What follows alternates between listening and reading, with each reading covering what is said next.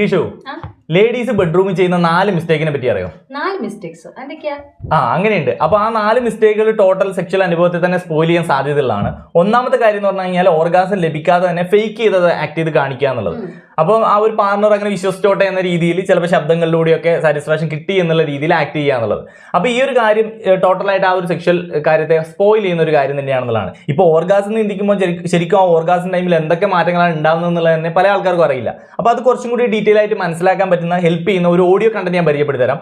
അതാണ് what happens during orgasm എന്ന് പറഞ്ഞാൽ കുക്ക് എഫ്എമ്മിൽ അവൈലബിൾ ആയിട്ടുള്ള ഓഡിയോ കണ്ടന്റ് എന്നുള്ളത്. ഇത്തരത്തിൽ ഒരുപാട് യൂസ്ഫുൾ ആയിട്ടുള്ള ഓഡിയോ കണ്ടന്റുകൾ അവിടെ ലഭ്യമാണ്. നമ്മൾ വായിക്കാൻ ആഗ്രഹിക്കുന്ന പുസ്തകങ്ങൾ ഓഡിയോ രൂപേണ നല്ല രീതിയിൽ കേട്ടാസ്വദിക്കാനുള്ള അവസരമൊക്കെ കുക്ക് എഫ്എം ഒരുക്കുന്നുണ്ട്. പുതിയ പുതിയ പുസ്തകങ്ങൾ അപ്ഡേറ്റ് ആയി വരുന്നുണ്ട്. ഇപ്പോഴാണെങ്കിൽ ഫ്രീ ട്രയൽ ഓപ്ഷൻ ഉണ്ട്. 7 ദിവസത്തേക്കുള്ള ഫ്രീ ട്രയൽ ലഭ്യമാണെന്നുള്ളതാണ്. അപ്പോൾ കേട്ടിട്ട് ഇഷ്ടപ്പെട്ട് കഴിഞ്ഞാൽ കണ്ടിന്യൂ ചെയ്താൽ മതി എന്നുള്ളതാണ്. അപ്പോൾ ഈ ഒരു അവസരം നിങ്ങളാരും മിസ് ചെയ്യേണ്ട. എന്തായാലും ലിങ്ക് ഞാൻ ഡിസ്ക്രിപ്ഷനിലും ഫസ്റ്റ് ടൈമിലും പിൻ ചെയ്ത് വെച്ചിട്ടുണ്ടാവും. തീർച്ചയായിട്ടും ചെക്ക് ചെയ്യുക എന്നുള്ളതാണ്.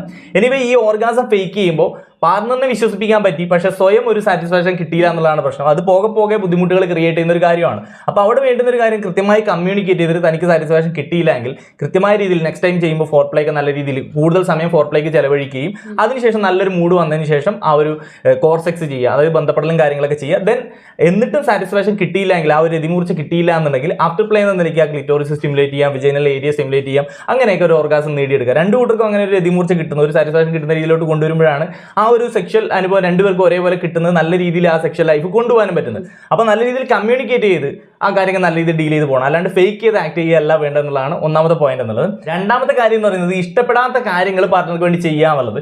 അത് കമ്മ്യൂണിക്കേറ്റ് ചെയ്യണമെന്ന് ആഗ്രഹം ഉണ്ടാവും, പക്ഷേ കമ്മ്യൂണിക്കേറ്റ് ചെയ്യില്ല. പാർട്ണർ എന്ത് വിചാരിക്കുന്ന രീതിയിലൊക്കെ കമ്മ്യൂണിക്കേറ്റ് ചെയ്യാണ്ടിരിക്കും. അപ്പോൾ ഇഷ്ടപ്പെടാത്ത പൊസിഷൻസുകൾ എക്സിക്യൂട്ട് ചെയ്യുന്നതായിരിക്കാം, പല രീതിയിലെ സെക്ഷൽ ആക്ഷൻസുകൾ, ഇഷ്ടപ്പെടാത്ത കാര്യങ്ങൾ ഉണ്ടാവും. അപ്പോൾ അത് കൃത്യമായിട്ട് കമ്മ്യൂണിക്കേറ്റ് ചെയ്യേണ്ട കാര്യമുണ്ട്. ഇല്ലെങ്കിൽ അതെന്താണ് ഒട്ടും എൻജോയ് ചെയ്യാൻ പറ്റുന്ന കാര്യമില്ല. ഇഷ്ടപ്പെടാത്തൊരു കാര്യം നമ്മളെ കമ്പൽ ചെയ്തില്ലെങ്കിൽ പാർട്ണർ കമ്മ്യൂണിക്കേറ്റ് ചെയ്യുന്ന ബേസിസിൽ പാർട്ണർക്ക് വേണ്ടി ഇങ്ങനെ ചെയ്തു കൊടുക്കുമ്പോൾ അതൊരിക്കലും നമുക്ക് എൻജോയ് ചെയ്യാൻ പറ്റുന്ന ഒരു കാര്യമായിരിക്കില്ല. അപ്പോൾ നമുക്ക് ഇഷ്ടപ്പെടാത്ത കാര്യങ്ങളാണെങ്കിൽ അത് കമ്മ്യൂണിക്കേറ്റ് ചെയ്ത് അതിനനുസൃതമായിട്ട് ആ കാര്യങ്ങൾ എക്സിക്യൂട്ട് ചെയ്യേണ്ട കാര്യമാണ്. ഇഷ്ടമില്ലാത്ത കാര്യങ്ങൾ പറയുന്നതിന്റെ ഒപ്പം തന്നെ കമ്മ്യൂണിക്കേറ്റ് ചെയ്യേണ്ടതല്ലേ ഇഷ്ടമുള്ള കാര്യങ്ങളും? തീർച്ചയായിട്ടും. ചില ആൾക്കാർ മടിച്ച് ഇപ്പോൾ പാർട്ണർ എന്ത് വിചാരിക്കുന്നു വിചാരിച്ചിട്ട് ഇഷ്ടമുള്ള കാര്യങ്ങൾ തന്നെ കമ്മ്യൂണിക്കേറ്റ് ചെയ്യാണ്ടിരിക്കും. ചിലപ്പോൾ ഇന്നൊരു പൊസിഷൻ ഇഷ്ടമായിരിക്കും, അപ്പോൾ അത് പാർട്ണറോട് പറഞ്ഞു കഴിഞ്ഞാൽ പാർട്ണർ എന്ത് വിചാരിക്കും എന്നൊക്കെ ചിന്തിച്ച് പറയാതിരിക്കുന്ന ആൾക്കാരുണ്ട്. അപ്പോൾ ശരിക്കും പറഞ്ഞാൽ നമ്മൾ ഇഷ്ടങ്ങളും തുറന്നു പറയേണ്ട കാര്യമുണ്ട്. അത് പൊസിഷൻസ് ആയിരിക്കാം, ചില ശരീരഭാഗങ്ങൾ കൂടുതൽ ടച്ച് ചെയ്യുന്നതായിരിക്കാം. അപ്പോൾ നമ്മുടെ നീഡ്സുകൾ തീർച്ചയായിട്ടും ഷെയർ ചെയ്യേണ്ട കാര്യമുണ്ട്. അപ്പോൾ പരസ്പരം നല്ല രീതിയിൽ കമ്മ്യൂണിക്കേറ്റ് ചെയ്ത് ഡിസ്കസ് ചെയ്തിട്ടാണ് ഈ കാര്യങ്ങളെല്ലാം ചെയ്യേണ്ടത്. അപ്പം ഇഷ്ടവും അനിഷ്ടങ്ങളും ഒരേപോലെ തന്നെ ഷെയർ ചെയ്യേണ്ടുന്ന കാര്യങ്ങളാണ്. അപ്പോൾ ഒരു കമ്മ്യൂണിക്കേഷൻ എന്ന് പറഞ്ഞാൽ കീ റോൾ വഹിക്കുന്ന കാര്യമാണ്. ഇപ്പോൾ ഞാൻ തുടക്കത്തിലെ ആ